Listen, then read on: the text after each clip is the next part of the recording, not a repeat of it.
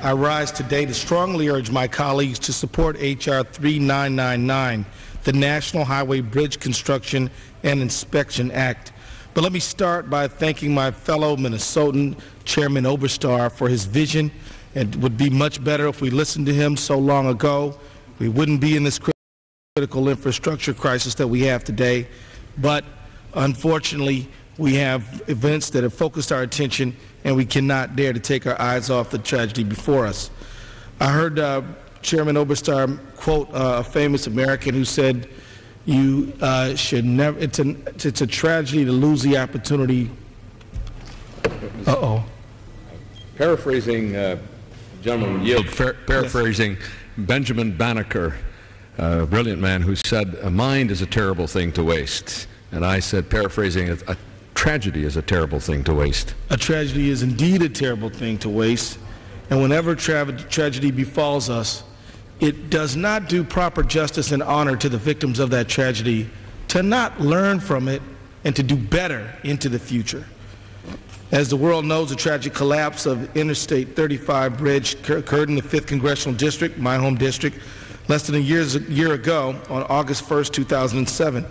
During evening rush hour, the Interstate 35 bridge collapsed. 13 Minnesotans lost their lives, and over 100 individuals were injured. It has been widely reported that the 35W bridge was, quote-unquote, structurally deficient.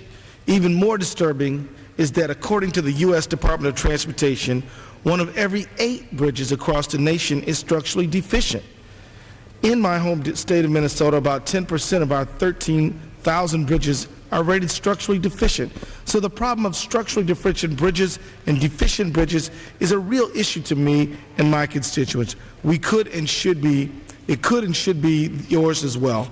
Investing in our infrastructure and fixing our nation's bridges demands our attention today so that our communities across the nation can be spared the trauma that my district and my state had to bear last August. I'm proud to be a co-sponsor of H.R. 399. This legislation strengthens the inspection requirements and standards on our nation's bridges. It requires that all persons involved in bridge inspections receive appropriate training.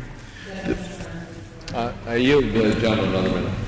The gentleman is recognized for an additional minute. The bill also requires big bridge inspections every 2 years and even more frequently for structurally deficient bridges.